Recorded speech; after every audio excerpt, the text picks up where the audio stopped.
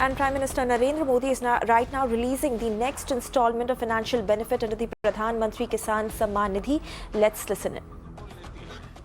हाँ, आपके यहाँ तो सब कोंकणी बोलते हैं। हाँ, कोंकणी बोलते हैं। हिंदी फिल्में देखती होगी आप? देखती है और स्कूल में पढ़ लिखा। हाँ, तो हिंदी टीवी सीरियल देखती है। हाँ, और बच्चों को भी पढ़ाती है। अच्छा, बच्चों को पढ़ाती है? हाँ, बच्चों को। अच्छा, बच्चे क्या पढ़ते हैं अभी? अभी 2 की शादी हुई और इसने एक ने टीवाई किया था, दूसरी 10th, तीसरी 12th हो गई यानी ये टीवाई है। आप इतने सारे खेती के प्रयोग करती हैं तो बाकी मजदूर भी थोड़े लेते हैं। नहीं, अड़ोस पड़ोस के लोग आते हैं देखने के लिए और खेत किसान आते हैं देखने?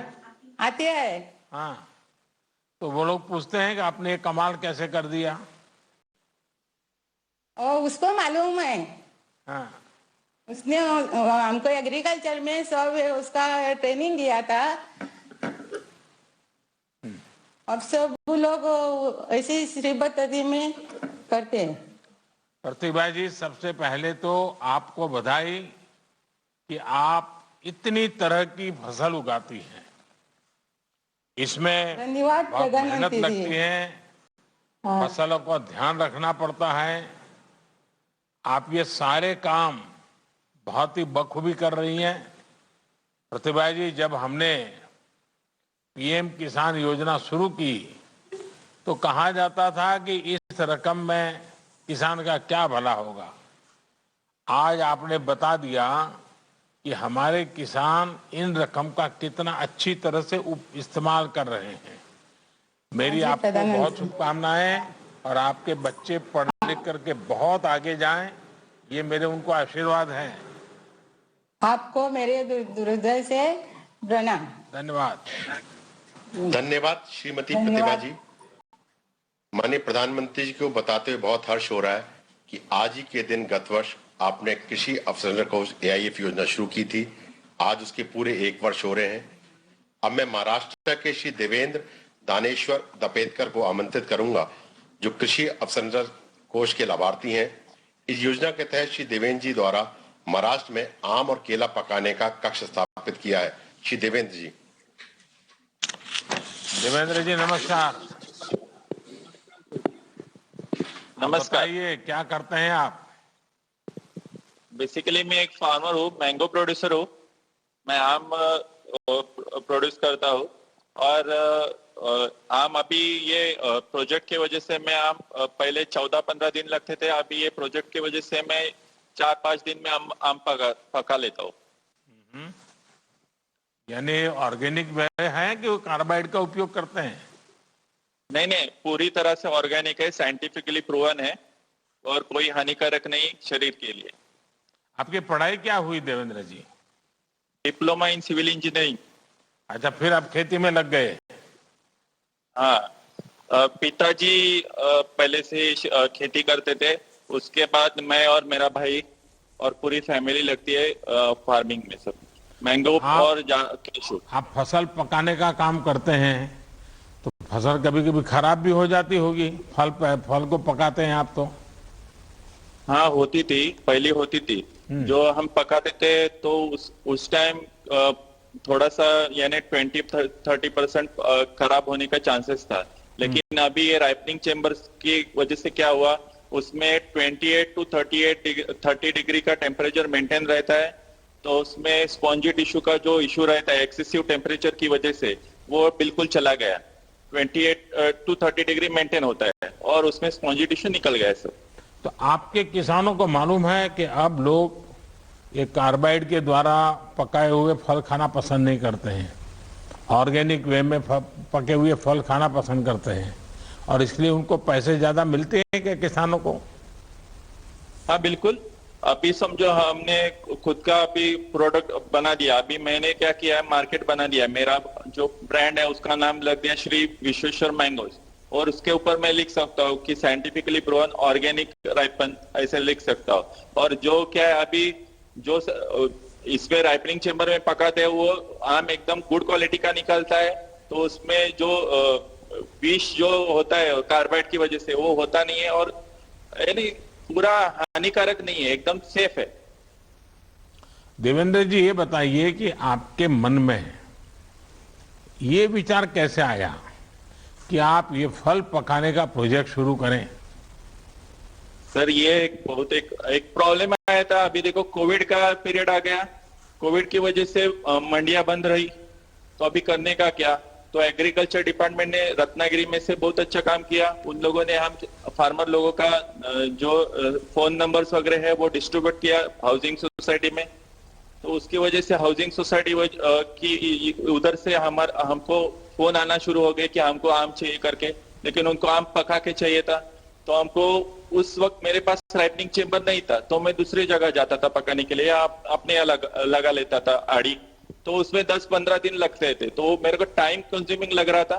तो सोचा चलो अपना राइपनिंग चेम्बर हो सके, तो मैं खुद बैंक ऑफ इंडिया मारुति मंदिर को मिला। उन्होंने बोला कि मेरे को अभी ऐसा ऐसा करने का है राइपनिंग चेम्बर, तो बोले कि एग्रीकल्चर इंफ्रास्ट्रक्चर करके एक स्कीम है, उसमें आप ये कर सकते हैं प्रोजेक्ट। तो मैं प्रोजेक्ट कर सका और मेरे को फायदा भी हो गया। अच्छा, आपने कितना लोन लिया था? आपको ये लोन मिलने में कोई दिक्कत तो नहीं आई? किसी से कोई नहीं। बीच में बिचौलिया कटमनी मार तो नहीं गया ना? नहीं, बिल्कुल नहीं।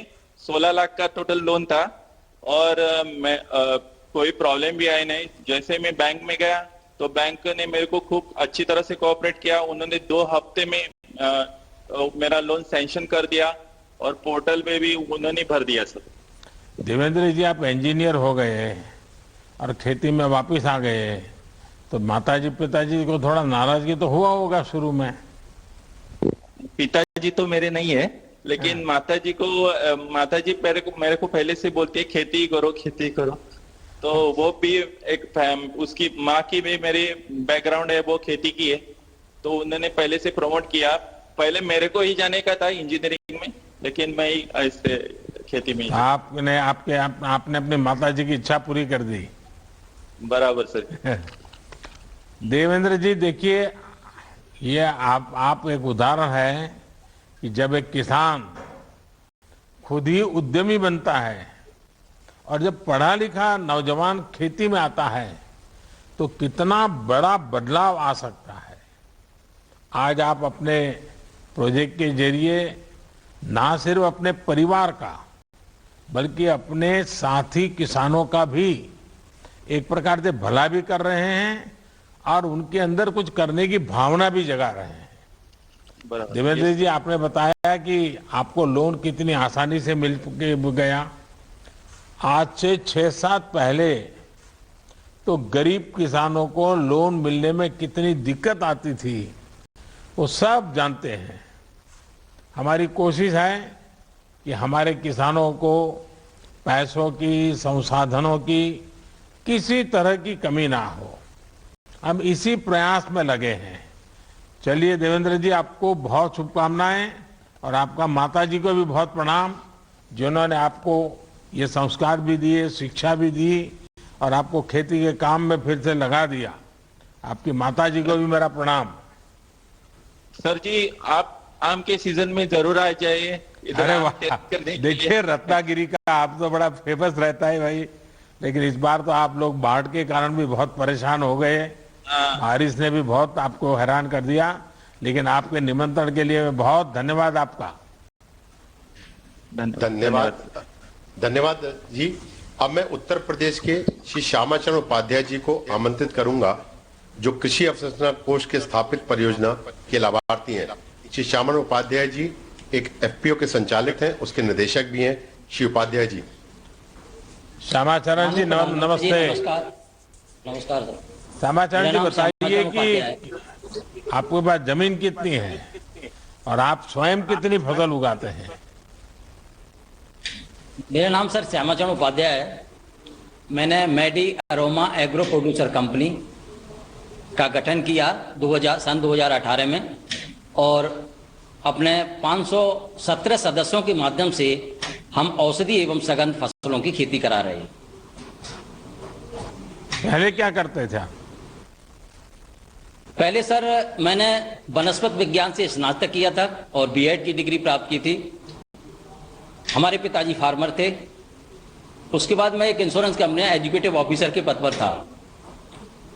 तो उसके बाद मेरा लगाव जो था कृषि की तरफ था, और चूंकि वनस्पत विज्ञान से मैंने स्नातक किया था तो औषधि और इन पौधों की तरफ ज्यादा रुचि थी मेरी। तो मैंने सीमैप से ट्रेनिंग ली। आप तो सरकार को भी जानते हैं, आप सब्जेक्ट को भी जानते हैं और पूरी तरह आपने तो जीवन इसमें खपाया है। तो मुझे तो पक्का विश्वास है कि आपको सरकार की किस योजना का लाभ लेना चाहिए, कैसे लाभ लेना चाहिए, इसका पूरा पक्का ज्ञान होगा आपको। तो हाँ सर, तो अभी जो है एग्रीकल्चर इंफ्रास्ट्रक्चर फंड से हमारे जनपद में शिवांचल आइस एंड चिलिंग प्लांट लगा हुआ है। तो हम अपनी औषधि फसलें हैं, फल हैं, सब्जियां हैं, तो इनको उसमें रखते हैं। जब मूल्य कम होता है, लेकिन जैसे ही मूल्य बढ़ता है तो वहां से निकाल कर हम मार्केट में बेचते हैं। तो इससे हमारे सदस्यों को, फार्मर सदस्यों को काफी लाभ हो जाता है और उसकी गुणवत्ता भी बनी रहती है। अच्छा उपाध्याय जी, बताइए कि पहले जब आप अकेले बाजार में फसल बेचते थे और अब आप एक एफपीओ बनाकर फसल बेचते हैं, तो आपको तो फर्क समझ आता होगा, लेकिन जो किसान आपके साथ जुड़े हैं वो क्या फर्क महसूस करते हैं? जी सर, हमारे जो सदस्य फार्मर हैं उनके लगभग 280 एकड़ भूमि है, 200 हेक्टेयर भूमि है। तो हमारा उद्देश्य ये है कि जो हमारे सदस्य किसान हैं वो परंपरागत खेती के साथ साथ नवीन फसलें करें, उनकी वैल्यू एडिशन करें और मार्केट में अच्छा मूल्य प्राप्त। Prime Minister Narendra Modi interacting with the beneficiaries of the Prime Minister Kisan and Agriculture Infrastructure Yojana. You heard the farmers talking about their backgrounds and the benefits that they have got from this scheme.